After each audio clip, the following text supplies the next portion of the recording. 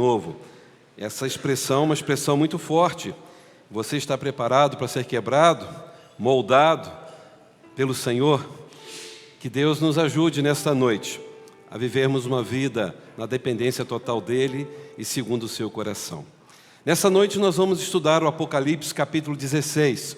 E eu quero convidar você a abrir nesse texto. Nós não vamos ler no início, porque eu quero ler hoje diferente, de acordo com os pontos em que nós formos estudando. Apocalipse capítulo 16, os 7 flagelos da ira de Deus, ou as 7 taças da ira de Deus. Eu quero convidar você a fechar os seus olhos, a orar e a pedir a Deus que Deus nesse momento venha falar ao teu coração e você possa estar com o coração aberto para entender o estudo desta noite e o recado de Deus para o seu coração. Ó Deus, muito obrigado. Obrigado pelo frio que está fazendo, obrigado pela chuva que cai, obrigado a Deus porque mesmo com esse tempo assim, os teus servos, as tuas servas, puderam chegar até aqui na tua casa, para juntos adorarmos ao Senhor, para juntos escutarmos a tua palavra, na certeza que temos, ó Deus, que quando a tua palavra é lida e explicada, é o Senhor falando poderosamente aos nossos corações. Ajuda-nos, ó Deus, a entender um pouco mais desse estudo tão importante da vida cristã, que é o estudo no livro do Apocalipse. Obrigado a Deus, porque o Apocalipse é um livro que nos traz esperança, porque como povo do Senhor, lavado e remido pelo sangue do Cordeiro, nós encontramos neste livro a esperança, a alegria e toda a finalização da história da humanidade e o início da história no céu, aonde estaremos contigo, ó Deus, para todo sempre. Obrigado, Senhor, por tudo que o Senhor já tem falado aos nossos corações. Nós te adoramos, nós te agradecemos e fazemos esta oração em nome daquele que é a razão da nossa vida, Cristo Jesus. Amém.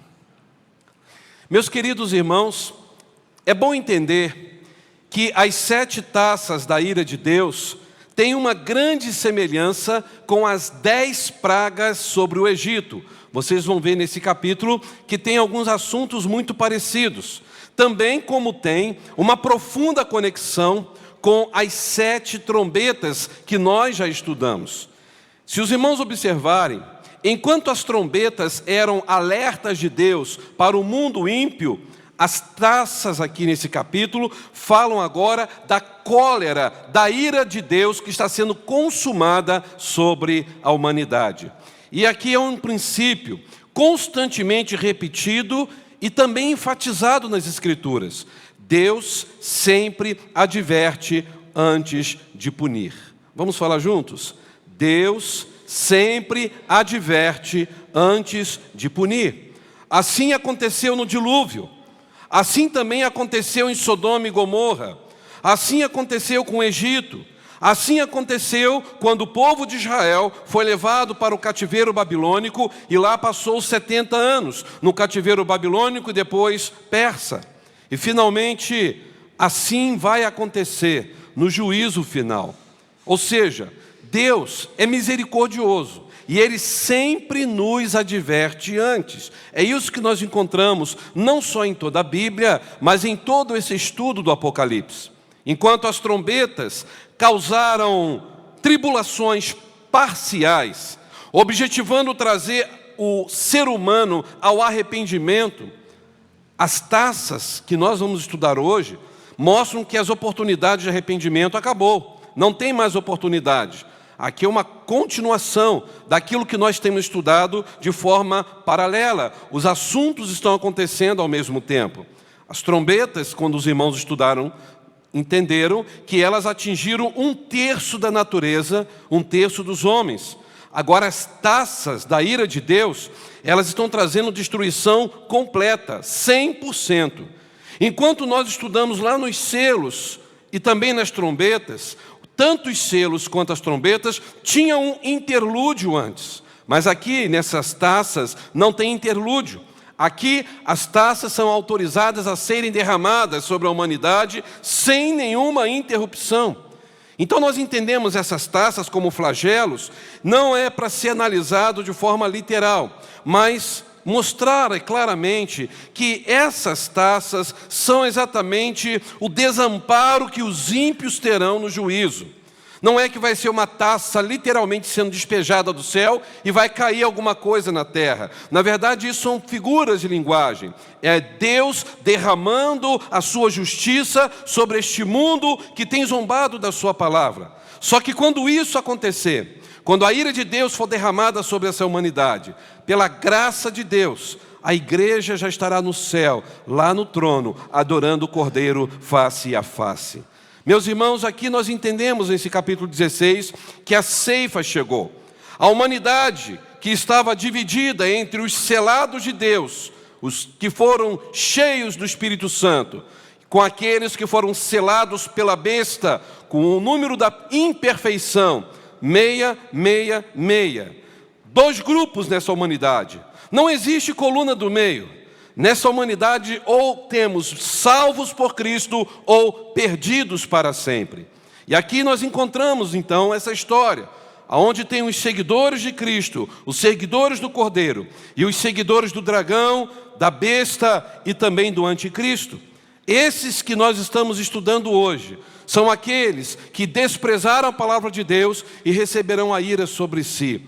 E aí, o que eu acho incrível nesse texto, que enquanto a igreja está no trono adorando ao Senhor, enquanto a igreja está sendo consolada, suas lágrimas enxugadas diante de Cristo, aqueles que zombaram da fé, zombaram da palavra, zombaram de Deus, adoraram a besta, estão aqui sendo atormentados, não só nesse momento, mas para todo sempre.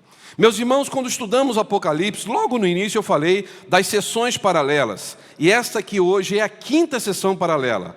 E nós vamos entender perfeitamente que todas essas cenas estão mostrando que Deus estava o tempo todo dando à humanidade oportunidade de arrependimento, a palavra sendo anunciada, a igreja anunciando. De repente surge uma falsa igreja, e a falsa igreja então começa a fazer coligações políticas para tentar aplicar sobre a humanidade a vinda do anticristo. E nós vamos estudar muito sobre isso, principalmente no capítulo 20.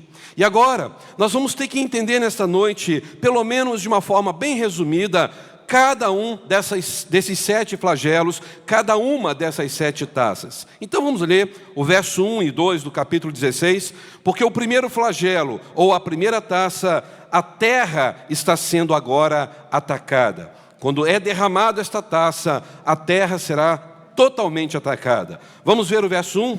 Diz assim, Apocalipse 16. Então ouvi uma poderosa voz. A palavra poderosa aqui é megafone, de megafone. Só pode ser a voz de Jesus. Uma poderosa voz, que vinha de onde? Do templo. E veio dizer aos 7 anjos, o quê? Cada anjo que tinha uma taça para derramar. Vão e derrame sobre a terra as 7 taças de quê?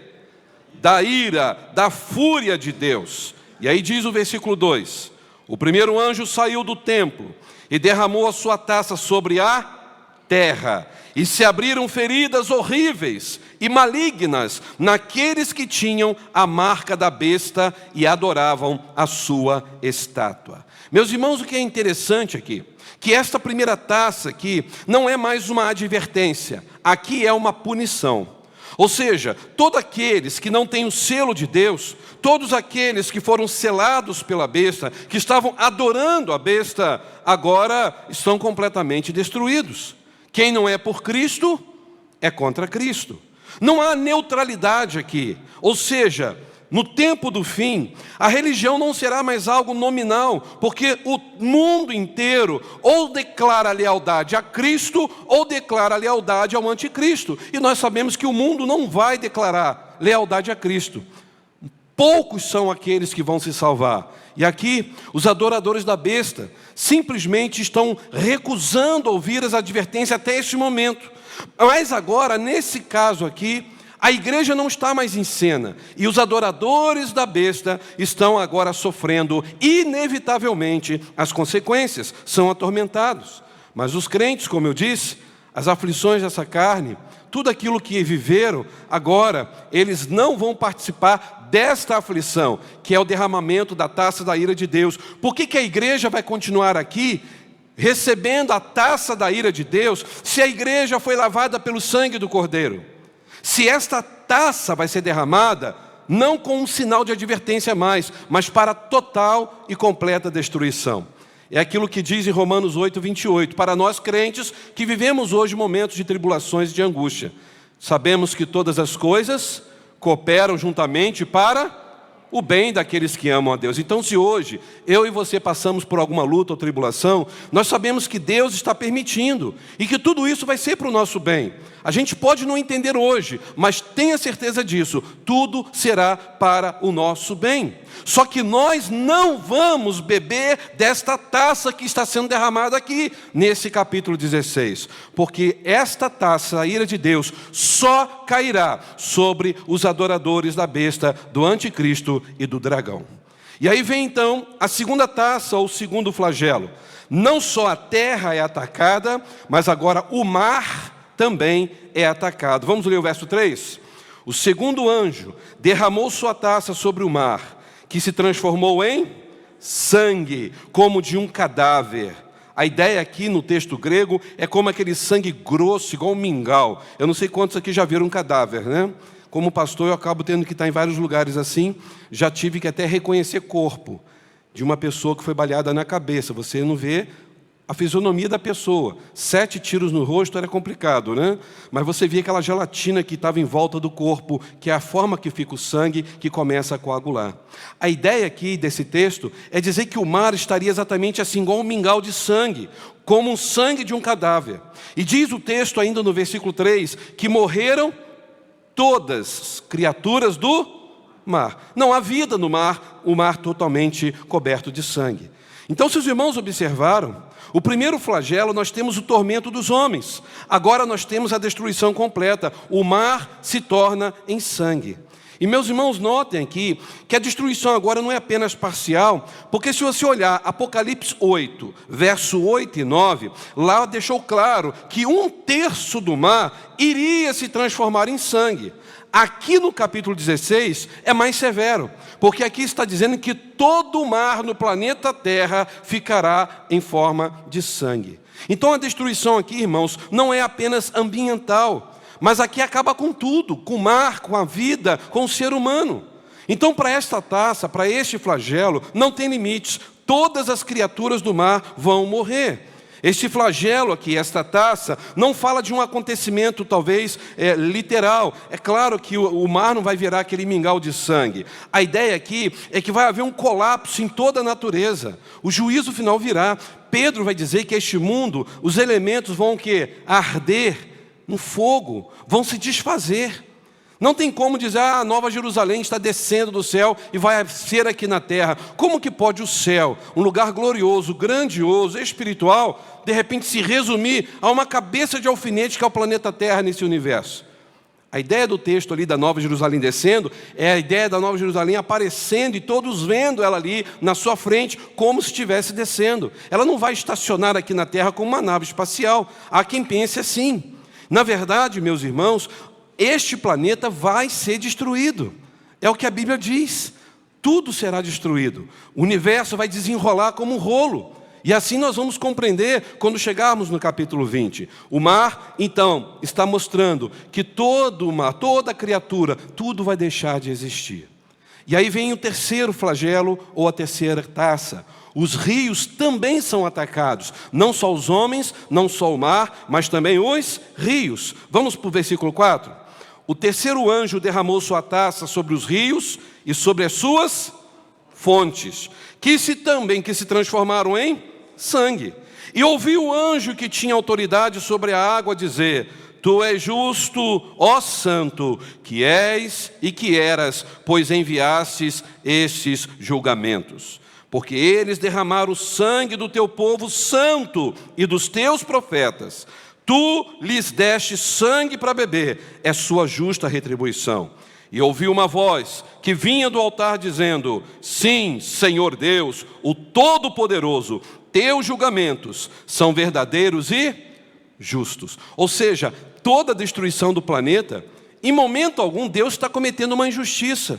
Ah, mas por que Deus está fazendo isso? De forma alguma. Deus é justo, Deus é santo.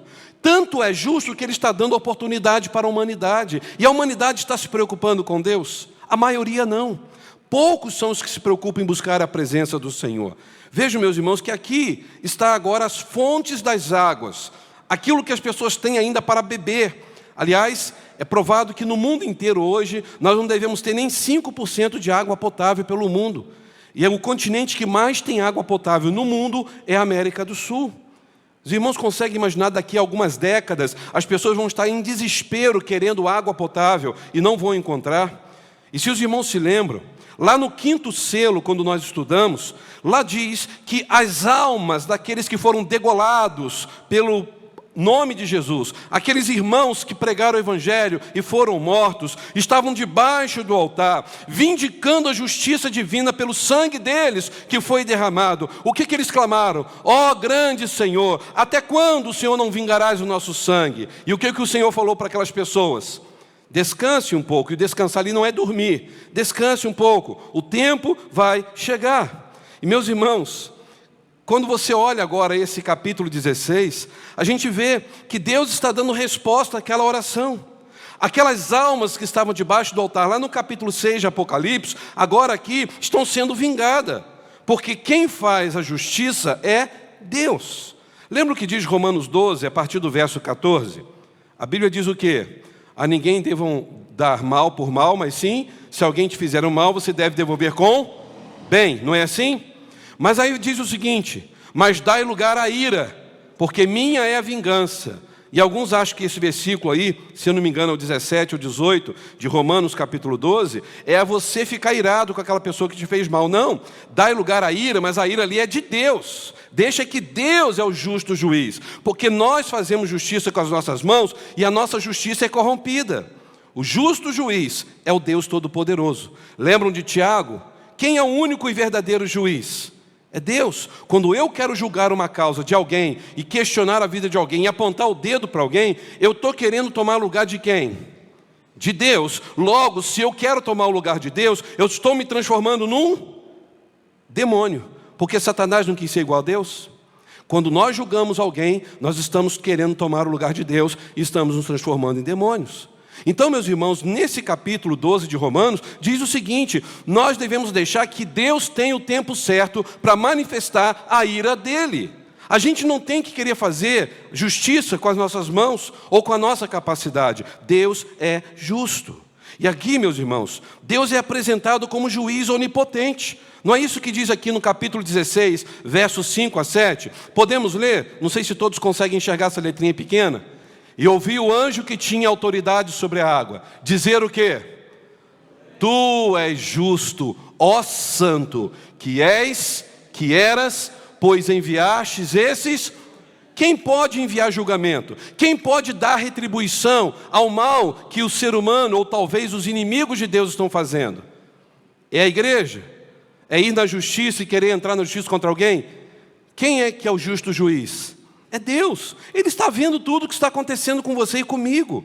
Então, meus irmãos, o julgamento daqueles que foram martirizados pela fé em Jesus Cristo, agora eles estão sendo honrados. Deus agora atingiu o mundo rebelde. Deus agora fez justiça diante do sangue daqueles que foram ali degolados por amor a Cristo. E você pode ver isso em Apocalipse 6, principalmente no versículo 9.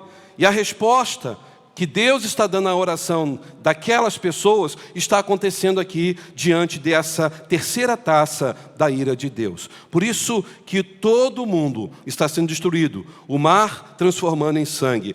Vocês lembram de uma passagem assim que aconteceu lá em Êxodo? Quando foi? Moisés. Toda a água do Egito também se transformou em sangue. E não era sangue que suco, não. Era sangue mesmo, algo quase que gelatinoso. Que morreu todos os animais, as rãs, diz que era um cheiro de podre terrível que tinha em todo o Egito. Vocês estão entendendo o paralelo que está acontecendo dessas taças com aquilo que já aconteceu lá atrás com Moisés, lá no Egito? E aí vem a quarta taça. Agora, todo o universo é atacado. A terra foi atacada, o mar foi atacado, os homens atacados, os rios atacados, agora o universo. Veja comigo o verso 8. O quarto anjo derramou sua taça sobre o quem? Sobre o sol, que com seu fogo fez queimar as pessoas. Todos foram queimados pelo intenso calor e blasfemaram contra o nome de Deus, que tinha controle sobre essas pragas, e não se arrependeram e nem deram glória a Deus. Às vezes as pessoas perguntam: pastor, por que Deus permitiu matar desde criança até idosos naquela época de Josué, na época de Moisés, na época das guerras que tinha em Israel? Porque Deus conhecia o coração daquelas pessoas. Aquelas pessoas nunca iriam reconhecer Deus como Senhor. Ele sabia que aquelas pessoas tinham um coração completamente fechado. Vocês conseguem imaginar a humanidade vendo toda essa catástrofe e ainda endurecer o coração e, pior, blasfemar de Deus?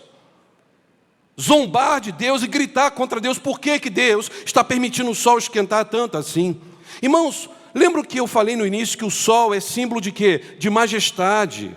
O sol é símbolo de poder. Tanto é que, se vocês lembram, no capítulo 1 de Apocalipse, verso 16, diz que o rosto de Cristo resplandecia como o quê? Como o sol. Lembro do anjo forte, lá no capítulo 10, verso 1, dizendo também que ele estava como o sol, brilhante. Lembro da mulher que estava vestida de sol, lá no capítulo 12, verso 1. Ou seja, tudo simbolismo de poder, de glória, de brilho, de esplendor. Assim era o sol. Agora, o povo de Deus está sendo protegido do poder do sol. Quando que isso acontece? O povo de Deus sendo protegido do poder do sol. No deserto, de dia Deus dava uma coluna de nuvem para proteger do sol. De noite, uma coluna de fogo para aquecê-los no deserto. Porque o deserto no Oriente Médio, à noite, passa abaixo do 0 grau, fica às vezes -1, -2. De dia pode chegar a 50 graus. E o povo estava ali. E à noite as pessoas se reuniam para poder dormir, e os animais peçonhentos do deserto, escorpião, as serpentes, iam atacar as pessoas, iam atrás de alimento. Então, para Deus manter todo aquele povo no deserto à noite, são e salvo, tinha que ter uma coluna de fogo. Por isso que os caçadores, eles acendem uma fogueira para ficar a noite toda ali acesa. E eles montam suas barraquinhas ou seus colchões em volta da fogueira. Por quê? Os animais não querem ficar próximo à fogueira. Eles fogem da fogueira.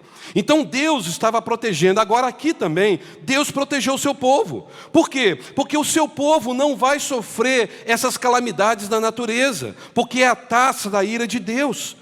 Se os irmãos olharem depois em Apocalipse 21, verso 23, e Apocalipse 22, verso 5, nós vamos ver que na Nova Jerusalém não vai existir mais o sol. Na Nova Jerusalém não precisaremos desse astro para nos aquecer ou nos iluminar. Por quê?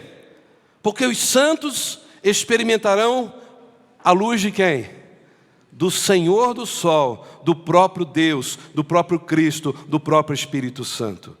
Você vai sentir o calor, como eu também, da presença de Deus. Lá no céu não haverá esses astros que iluminam o dia e a noite. Meus irmãos, isso para mim é incrível. Quando nós estudamos a quarta trombeta, lá no capítulo 8, verso 12, lá naquela quarta taça, o sol estava envolvido diretamente com o juízo de Deus sobre os pecadores. Se os irmãos se lembram, lá no capítulo 8, 12, o que acontece com o sol lá? Apocalipse 8, 12. Tanto o sol, a lua e as estrelas, o que acontece com eles? Se escurecem. Eles ficam avermelhados como a lua, o sol começa a apagar e todo o universo também fica escuro. Agora aqui, no capítulo 16, já é o oposto. Porque enquanto lá a luz do sol foi tirada, aqui não, o calor aqui é intensificado. Aqui é um calor que ninguém consegue imaginar. E aí diz que as pessoas não vão suportar o calor que o sol vai colocar sobre a terra.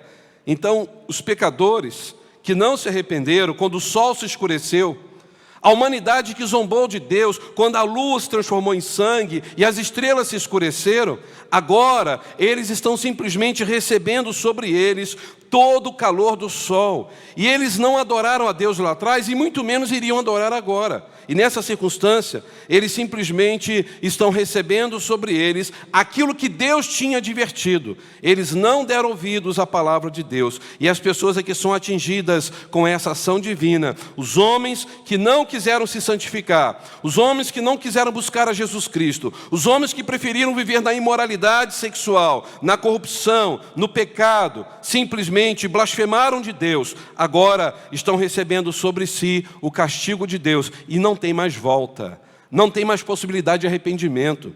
Aqui o ser humano está com ódio de Deus cada vez que vem um sofrimento. Vocês conseguem imaginar que situação terrível? Graças a Deus, eu não creio que a igreja estará nesse momento, porque a igreja não estará mais aqui, mas já estará com Cristo no céu. Aí vem o quinto flagelo ou a quinta taça, vem o momento do tormento. Olha o que diz o verso 10, vamos ler? O quinto anjo derramou sua taça sobre o trono da besta, e o seu reino foi lançado aonde? Na escuridão. Angustiados, seus súditos rangiam os dentes, e por causa de suas dores e feridas, blasfemavam contra o Deus do céu. De novo, verso 11.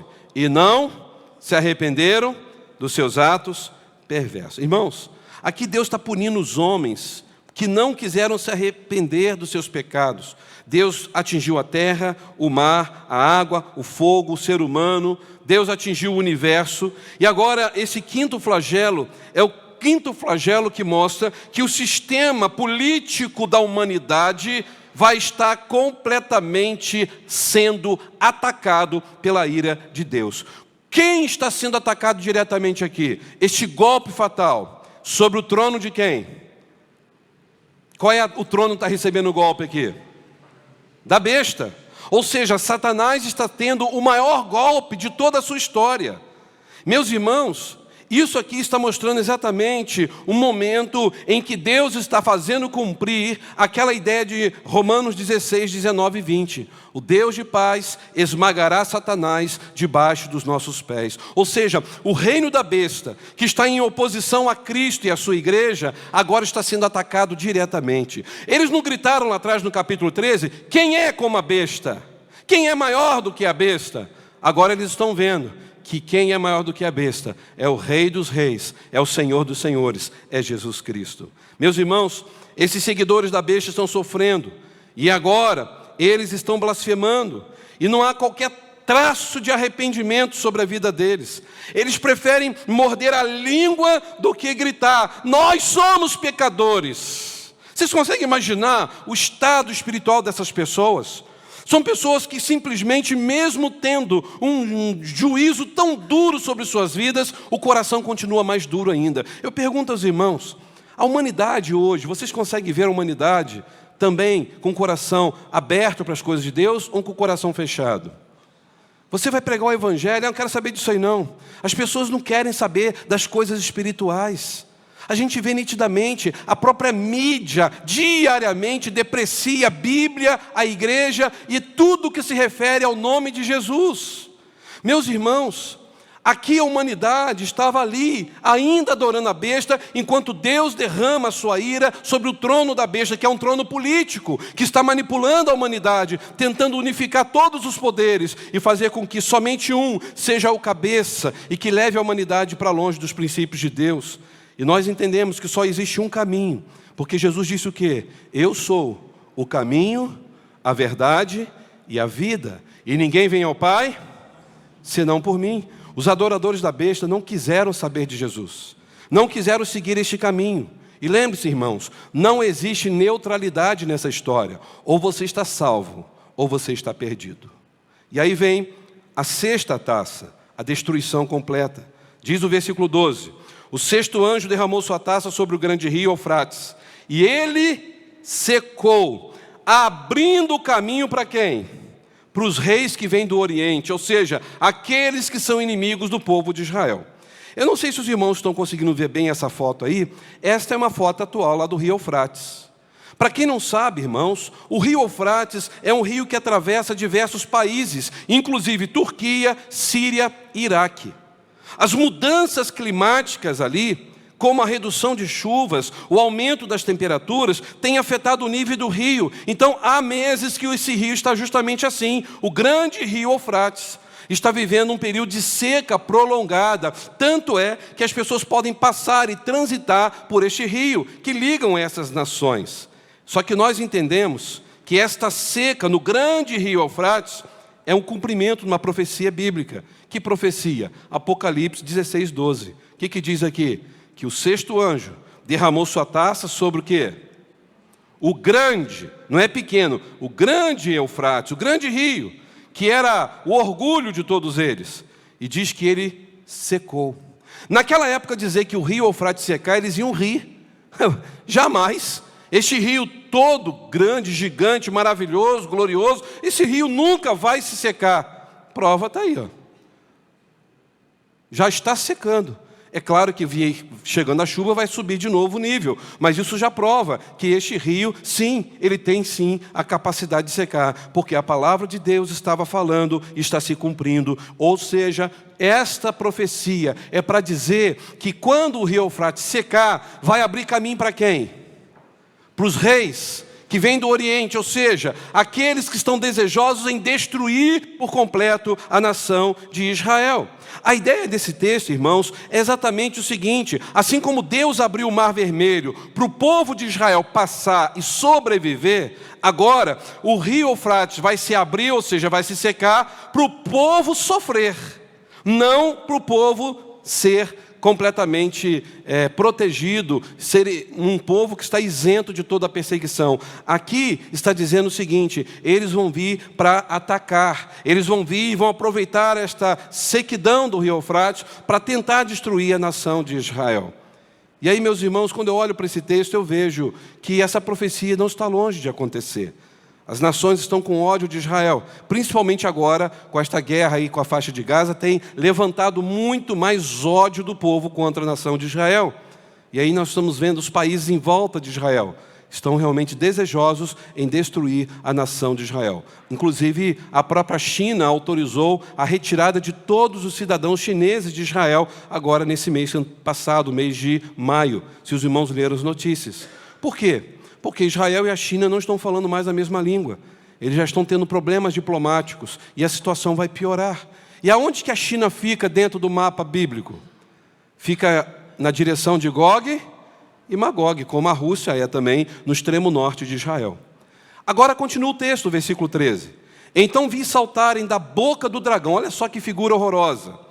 Saiu da boca do dragão, saiu da boca da besta, saiu da boca do falso profeta, 3 espíritos impuros, semelhante a sapos. Talvez a sua versão aí esteja a palavra rã. Mas aqui a palavra grega é a palavra batrachoi. Batrachoi significa rã. Tem a mesma ideia da rã. Mas se os irmãos se lembram, a rã era considerado um bichinho impuro. Ele é destacado como algo que vem lidar com a imoralidade do ser humano e com a espiritualidade baixa do ser humano. Era uma criatura completamente impura, e a própria Bíblia chama a rã de um animalzinho impuro. Você vai ver isso em Levítico, capítulo 11, verso 10 e o verso 11. Tanto o sapo quanto a rã é considerado um bicho impuro. Levítico 11, 10 e 11, não vai dar tempo de ler. As rãs também lembram o quê? Lá em Êxodo 8. A segunda praga egípcia. Para ser uma praga, é porque é um bichinho que não era muito bem-vindo. E aí, depois que as rãs chegaram no Egito, vocês vão ver que depois todas elas morreram. E o cheiro de podre dos seus corpinhos ficaram por todo o Egito. Ou seja, meus irmãos, esta questão de sair da boca do dragão, da besta, do falso profeta, não é uma rã literal, não é um sapo que vai sair e sair pulando por aí. Não, na verdade, essa ideia, o que nós usamos para poder nos comunicar com as pessoas? A nossa língua, não é isso? A nossa boca. Então, somos poderosos, a trindade satânica, 666, ou seja, Satanás, o dragão, que é o Satanás, depois a besta que subiu do mar, e depois a besta que subiu da terra, o falso profeta, o anticristo que a besta subiu do mar, e depois o falso profeta. Ou seja, a religião da falsa igreja, junto com o poder político que quer unificar e dizendo que o que importa é o amor, vamos nos unir. Lembram do CMI, Conselho Mundial de Igrejas? E aí então Satanás vai trabalhar falando coisas, usando o meio de comunicação. Irmãos, as redes sociais hoje viram algo poderoso. As pessoas estão falando coisas, e pior, a IA, inteligência artificial agora, está fazendo coisas que a gente começa a ficar com muito medo. Eles podem pegar agora o irmão Paulo e usar a mesma voz do irmão Paulo falando, e as pessoas vão dizer, não, mas o irmão Paulo gravou um vídeo falando sobre isso, e não é ele que gravou. Vocês imaginam só? Como que a coisa está complicada? Você imagina, Romualdo, a Lu ligar para você, que vídeo aí você mandou para mim? Aí ele falou assim, que vídeo? Que eu não fiz nada, não, você mandou para mim. Você falou aqui comigo, aqui agora, essas palavras que não me agradaram. E você, mas eu não falei nada, você falou, é você. A voz é a sua, mas não é você. Inteligência artificial. Vocês estão vendo isso aqui? Tudo isso aqui sai da boca deles, ou seja, estão enganando a terra, as nações. Estão tentando levar as pessoas para viver longe de Deus. E agora, irmãos, entenda uma coisa. Todo o propósito de Satanás agora é correr contra o tempo. Ele está desesperado porque Jesus está voltando. É o que ele mais vai querer fazer, é usar as redes sociais. E eu pergunto aos irmãos, o que mais você vê dia a dia as pessoas fazendo na rua? As pessoas estão o tempo todo andando para lá e para cá, então? Você vê que as pessoas estão assim, dificilmente as pessoas estão olhando assim, oi, tudo bom, como vai? Como antigamente a gente fazia. Vocês reparem que as pessoas não têm dialogado mais nem dentro de casa. Toda hora vendo um vídeo, nossa, que legal, olha só que interessante, puxa, eu não sabia disso. E você vai passando um vídeo, quando você vê, passou 2, 3, 4 horas. Mas você não passa 15 minutos lendo a Bíblia, orando, conversando com Deus. Dá para entender o que nós estamos vivendo? Ou seja, a besta que subiu do mar, a besta que subiu da terra, o anticristo e o falso profeta, mais o dragão, estão agora jogando, através da comunicação, tudo de podre para tentar destruir, para tentar tirar a atenção das pessoas. Coloca um vídeo agora na televisão, ou um vídeo mesmo, lá no WhatsApp da igreja. Se você olhar o vídeo, passou de 2 minutos, quantos aqui vão ter paciência de assistir? 2 minutos, nossa, mas eu não tenho tempo para ficar assistindo isso não, né? Agora, se você ver o vídeo lá, é 1h15, eu que não vou ver mesmo, não tenho tempo para isso. Se tiver 10 minutos o vídeo, poucas pessoas hoje têm tempo para assistir um vídeo de 10 minutos. Não é assim que acontece? Ouvi um sermão do pastor por 1 hora, esse pastor é prolixo demais, a gente fala muito. Será que não vai acabar essa mensagem hoje não, né? Porque ninguém tem paciência mais para isso. As pessoas querem coisas o quê? Rápidas. Eu fui gravar uma aula essa semana, irmãos, simplesmente foi falado assim pela direção do estúdio. Professor, você precisa gravar 4 aulas. Cada aula, irmãos, cada aula tem no mínimo 30 páginas que eu tive que preparar de aula. Tive que pesquisar em mais de 30, 40 livros para cada capítulo. Eles falaram que eu tinha que gravar no máximo estourando em 10 minutos.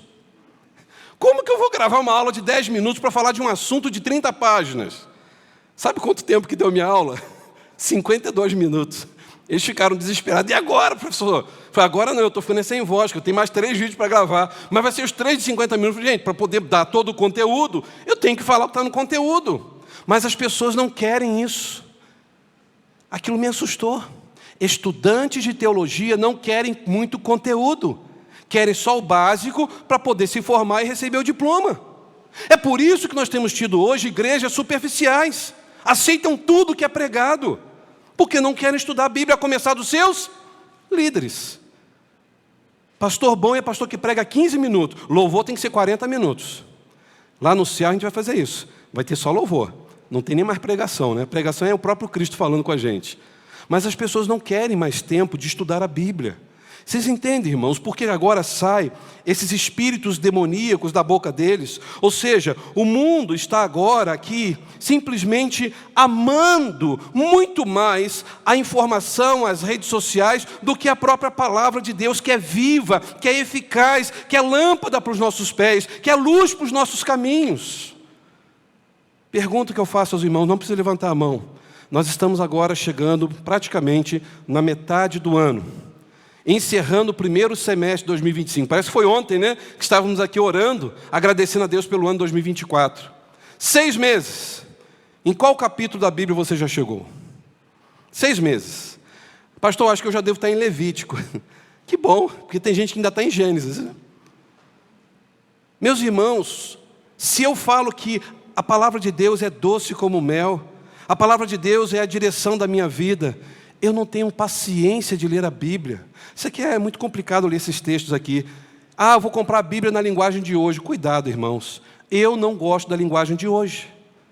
Tem muita coisa que foi escrita ali que está completamente diferente dos textos originais. Prefiro ainda a famosa Almeida Corrigida e Fiel, se for o caso.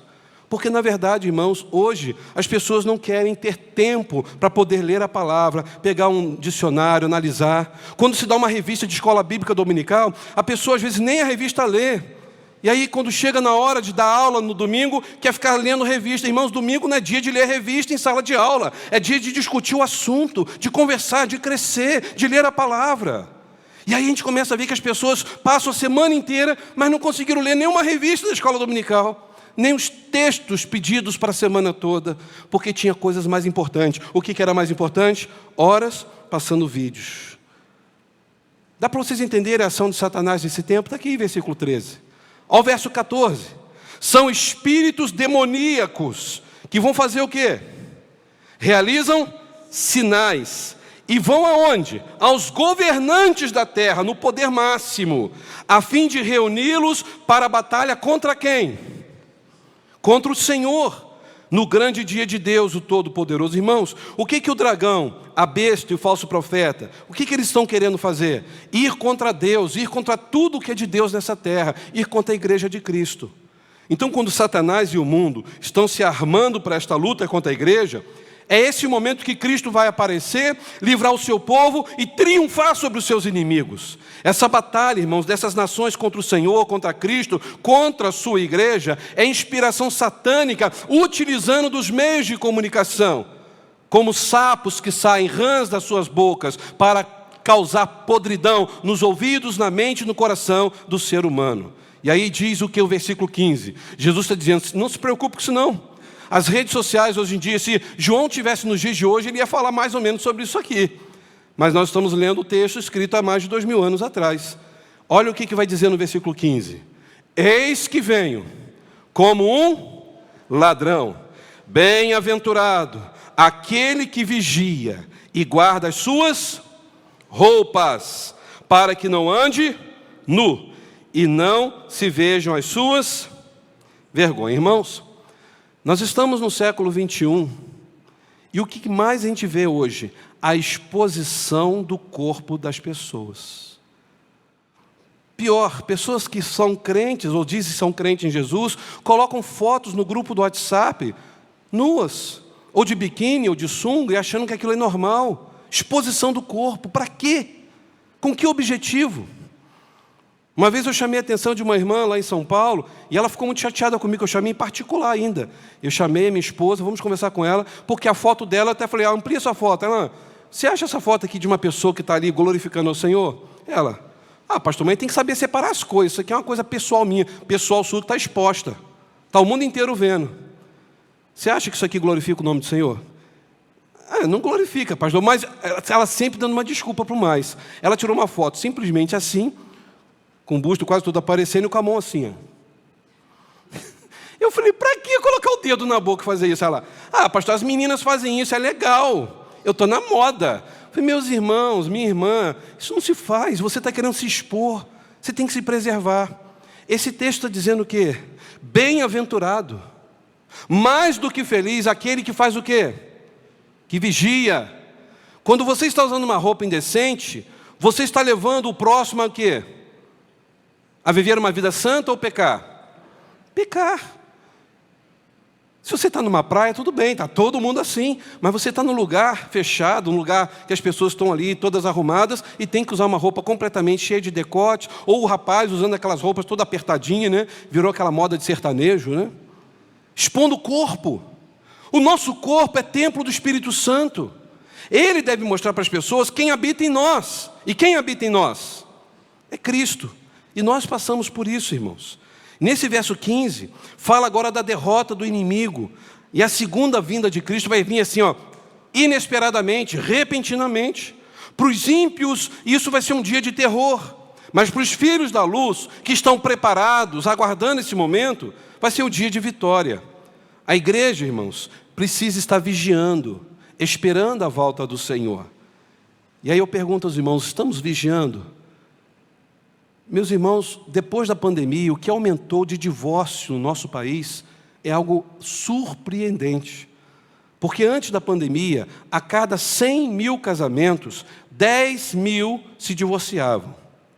Hoje, a cada 100 mil casamentos, 45 mil estão se divorciando. O casamento hoje virou simplesmente um jogo de interesse. Não deu certo, segue o seu caminho. O casamento não nasceu no coração de Deus? Não é Deus que idealizou o casamento? E por que as pessoas estão banalizando o casamento? É por isso, irmãos, que diz Mateus 24, 42, precisamos vigiar e orar. Ser vigilante com a nossa vida. A nossa roupa é espiritual também. Porque Jesus virá como um ladrão. Você fica sentado em casa tomando um café esperando o ladrão chegar? O ladrão chega que hora? Ele coloca um bilhete, olha aí, ó. Atenção, irmão Joelson, hoje à noite eu vou na sua casa roubar. Deixa tudo tranquilo e a porta destravada. Se ele souber que o ladrão vai hoje à noite, o que ele vai fazer? Vai chamar o Eduardo lá com o facão, né? Já vai ficar todo mundo lá atrás da porta esperando, né? Pode entrar. Ou ele vai embora, né? Sabe o que acontece, irmãos? Ninguém fica esperando um ladrão chegar, porque ele vai na hora exatamente que ele já pesquisou, avaliou. Não tem ninguém aqui, é agora que eu vou assaltar. Aqui na rua aconteceu isso esses dias. E o interessante é que uma pessoa me perguntou depois, né? Pastor, depois você me pode passar o contato do seu vigia, para a gente perguntar a ele se ele viu alguma coisa aqui, para nos dar uma informação. Eu falei assim, que vigia? Nosso vigia aqui é o Senhor. Nós temos alarmes, nós temos aqui seguro, tudo aqui está bem controlado. Se alguém mexer na porta, vai apitar. A polícia vai chegar. Mas só que tem uma coisa, não tem um vigia aqui. Pastor, mas alguém falou que passou ali quase 3 horas da manhã e viu uma pessoa em pé do lado de dentro da igreja aqui, assim, ó. Falei assim, bom, que eu saiba, eu não estava ali. E falou que era grande, né? Eu falei, então deve ser o pastor da igreja, né? Do lado de dentro, e aí queria dizer, não tinha ninguém essa hora ali. Mas tinha uma pessoa ali, então é o anjo do Senhor. É alguém que estava aguardando aqui. Meus irmãos, ladrão não vai mandar aviso. Jesus está falando o seguinte, eu virei como ladrão. Jesus não diz que eu sou um ladrão. Assim como o ladrão chega na hora que ninguém está esperando, eu vou vir. E Jesus está mostrando justamente isso. Comecem a vigiar. Estejam atentos. Imagine só, se todos nós recebêssemos nessa noite um WhatsApp de Jesus Cristo, dizendo, se prepare, porque domingo à noite eu vou vir arrebatar minha igreja. Vocês acham que vai acontecer o que com essa igreja? Vai ter gente para tudo quanto é lado aqui, vai ter gente sentada aqui, eu vou ter que ficar pregando assim, né? Tanta gente, por quê? Todo mundo vai querer estar onde? Jesus vai arrebatar a sua igreja, eu quero estar junto com meus irmãos. Vai que o irmão Paulo sobe, eu não vou, seguro a perna dele, quero ir junto, né? Sabe, irmão, Jesus não vai mandar nenhum WhatsApp para ninguém, não. Ele só falou que vigie. Vocês precisam se guardar, porque vai chegar esse momento. Bem-aventurado é quem está vigiando. E aí olha o que vai acontecer quando Jesus voltar como ladrão. Verso 16, vem aqui a questão do Armagedom. Os que congregaram no lugar em que em hebreu se chama Armagedom. E o que seria Armagedom? Alguém já ouviu falar sobre isso? Tem até filme, né? O Armagedom. Vocês já leram sobre o Armagedom? O que é o Armagedom? Um de cada vez, calma.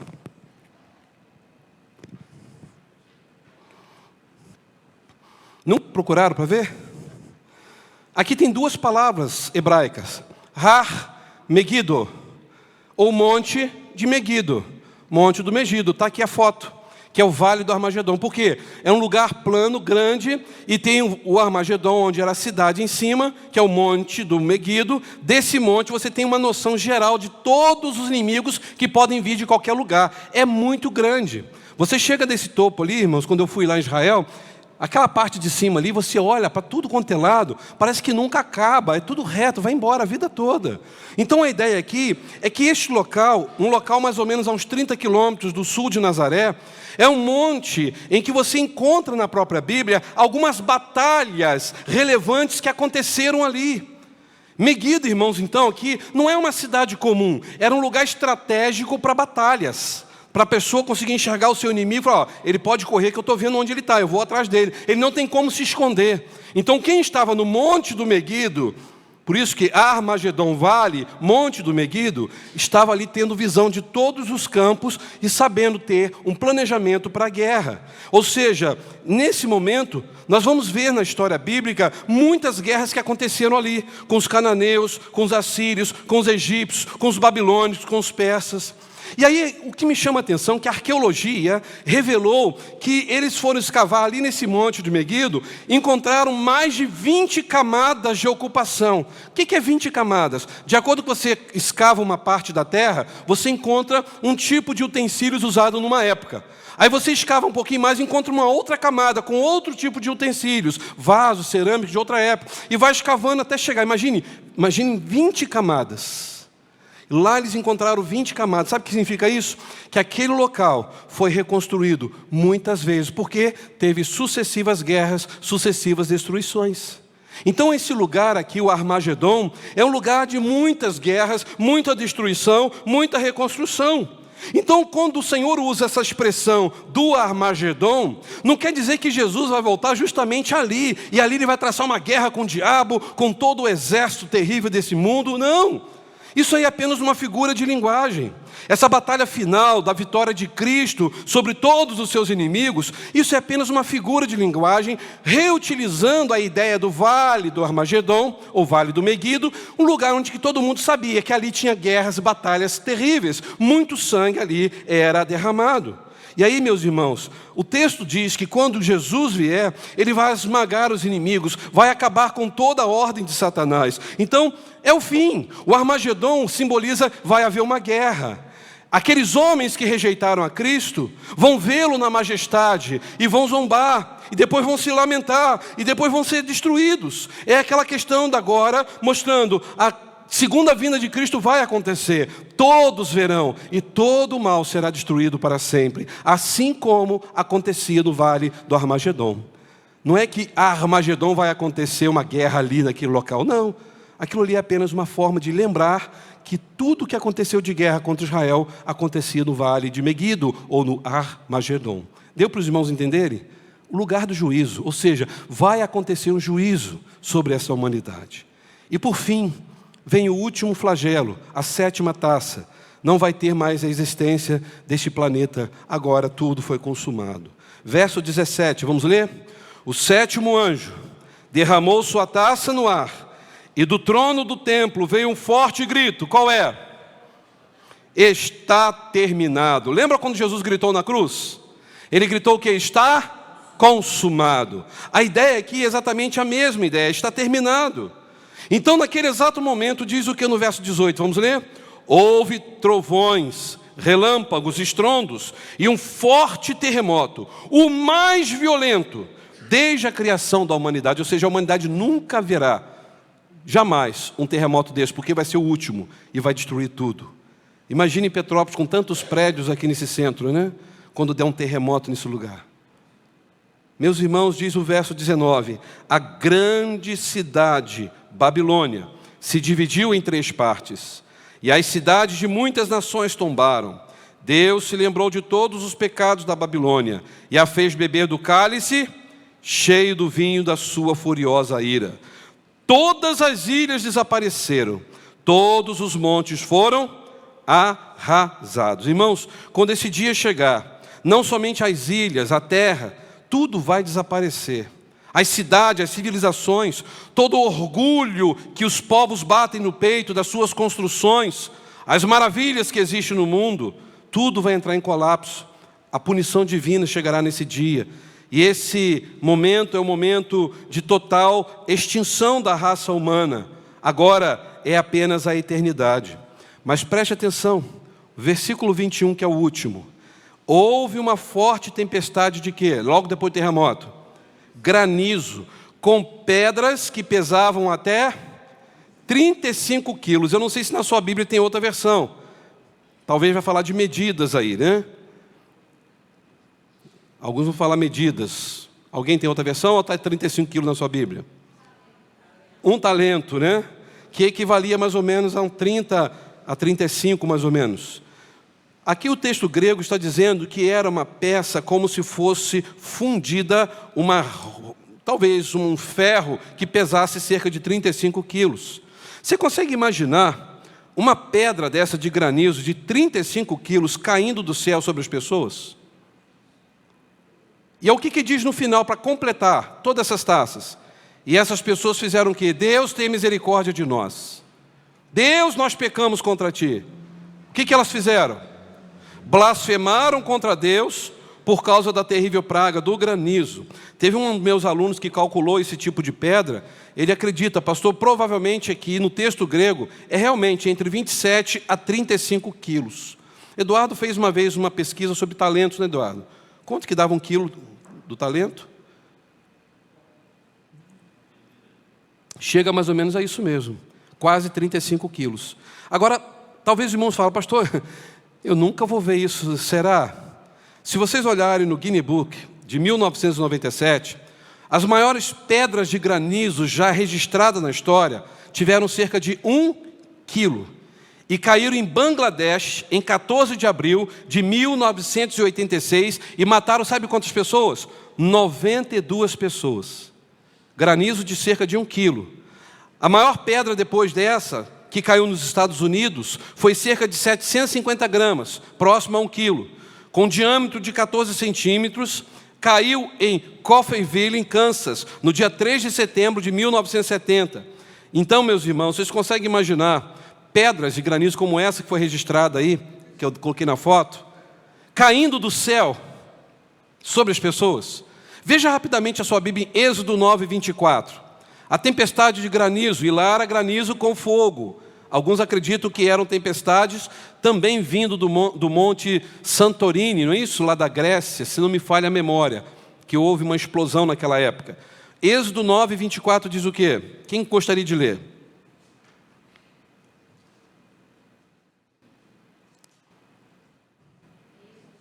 Êxodo 9, 24.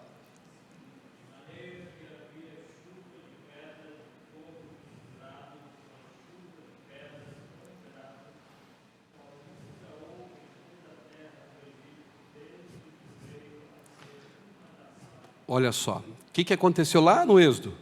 Esses granizos caíram com pedras tão grandes que nunca tinham caído em toda a terra do Egito, desde que o Egito tinha sido organizado, fundado.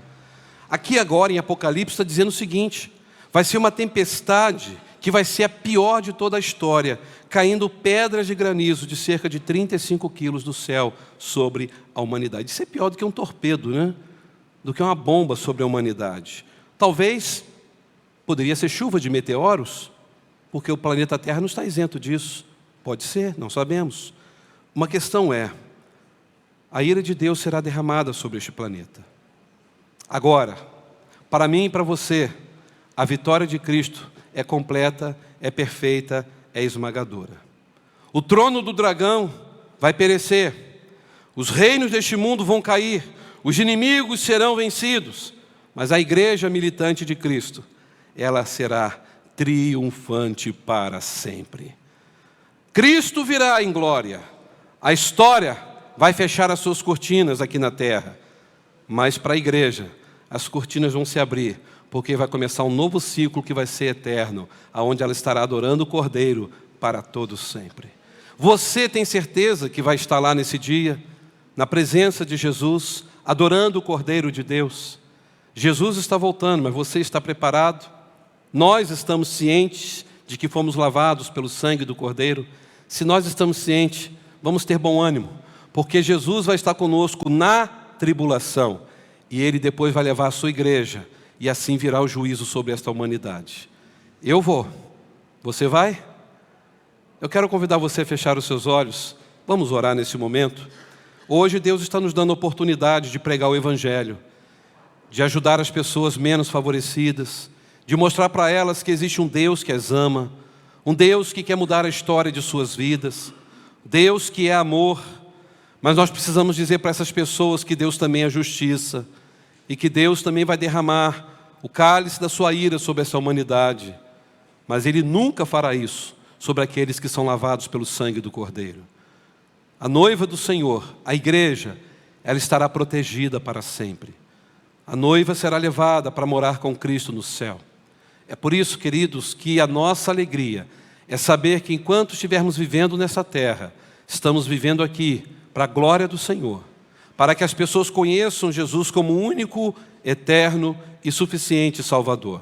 E na hora que partirmos dessa vida, nós estaremos vislumbrando algo glorioso, o trono de Deus. Todos dizendo, digno é o Cordeiro que foi morto, de receber a honra, de receber a glória, de receber o domínio, de receber o poder pelos séculos dos séculos. Lá no céu nós estaremos cantando um novo cântico, cântico de Moisés, o cântico ao Cordeiro, dizendo que Deus é grande, que Deus é santo, que Deus é amor, que Deus é gracioso. Ah, meus irmãos, há um lar muito infeliz lá no céu. Lá não tem tristeza, não tem dor, como diz o hino do cantor cristão.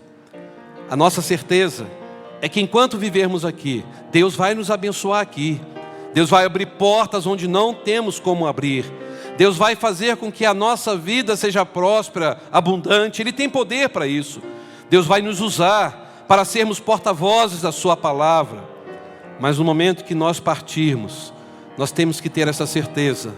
Nós vamos fechar os olhos aqui, mas automaticamente eles vão se abrir para a eternidade ao lado de Jesus Cristo. Quem sabe você está na igreja há muito tempo, mas você ainda não teve uma experiência genuína com Cristo. Você ainda está preso nos seus pecados. Você ainda está preso talvez nos seus desejos pecaminosos, na arrogância, talvez somente naquilo que o mundo tem oferecido. O Senhor quer te dar o melhor nesta terra, mas o melhor ainda é o céu, aonde nós desfrutaremos da vida eterna para sempre com o Senhor. Quanto tempo vamos viver aqui nesta terra? Para quem tem já 60 anos, mais 40. Para quem tem 80, mais 20. Para quem tem 90, mais 10. Muitos vão até antes. A nossa vida aqui é como vapor. Mas hoje, nós podemos desfrutar desta vida tão rápida que temos nessa terra e viver esta vida com alegria, uma vida abundante, uma vida em que as pessoas possam ver em nós a manifestação da glória do Senhor. Não é pecado você lutar para ter algum patrimônio nessa terra. O pecado é quando o patrimônio toma o lugar de Deus na sua vida. Consagre ao Senhor, como diz Provérbios 16, todos os seus bens, e você será bem-sucedido em tudo o que fizer. Para que tudo isso que você tem, seja para que o nome do Senhor possa ser glorificado. Jesus vai voltar. A ira dele será derramada sobre essa humanidade, mas sobre nós isso não vai acontecer. Então coloque a sua vida agora diante do Senhor. Peça perdão naquilo que você precisa pedir e diga: Senhor, eu não quero mais ficar com o coração tão preso nas mágoas, nas raivas, nos questionamentos. Ajude-me, meu Deus, a ter um coração amoroso, que perdoa, que ama. Um coração que não venha querer fazer justiça com as próprias mãos. Diga para o Senhor agora: Pai, usa-me para que todos vejam em mim a glória do Senhor. Vamos orar. Obrigado, Jesus. Obrigado porque Tu és o Deus de graça e de bondade. Obrigado, ó Deus, porque Tu és misericordioso. Obrigado, Senhor, porque o Senhor tem advertido a humanidade. Obrigado, ó Deus, porque o Senhor é um Deus longânimo. O Senhor está ainda dando muita oportunidade para esta humanidade se arrepender dos seus pecados. Senhor, enquanto Jesus não voltar, usa-nos, ó Pai, para que sejamos instrumento nas Tuas mãos, para Te servir, ó Deus, com alegria, para anunciar a todos, a tempo e fora de tempo, que Jesus Cristo é a razão das nossas vidas. Meu Deus, nos perdoe se temos passado tanto tempo nas redes sociais e não temos usado as redes sociais para falar do Teu nome, para falar da Tua bondade, para falar do Teu cuidado. Ajuda-nos, ó Deus, para que possamos refletir como espelho a Tua glória, a começar pelas nossas roupas, pela maneira que nós vivemos, pelo nosso testemunho, Senhor. Deus, nos perdoe se em algum momento nós temos falhado em sermos mensageiros da Tua santa palavra. Ó Pai, eu peço a Tua bênção sobre aqueles que talvez estejam passando hoje o pior momento de suas vidas. Eu creio, Senhor, que o Senhor pode fazer dessas vidas, vidas abençoadas aqui nesta terra. pelo tempo que vamos viver aqui. Sabemos que o Senhor tem muito para nos dar ainda, e o Teu melhor ainda está por vir sobre nossas vidas. Mas que tudo o que vier, Senhor, possamos entender que seja tão somente para a glória do Teu nome. Eu peço a Tua bênção, Senhor, e oro pedindo perdão se temos falhado como igreja, em nome de Jesus Cristo, a razão da nossa vida. Amém. Vamos colocar em pé? Você pode dar um abraço a quem está do seu lado? Deseja a ele, a ela, uma noite abençoada na presença do Senhor. Vamos continuar o culto, irmã Luciane.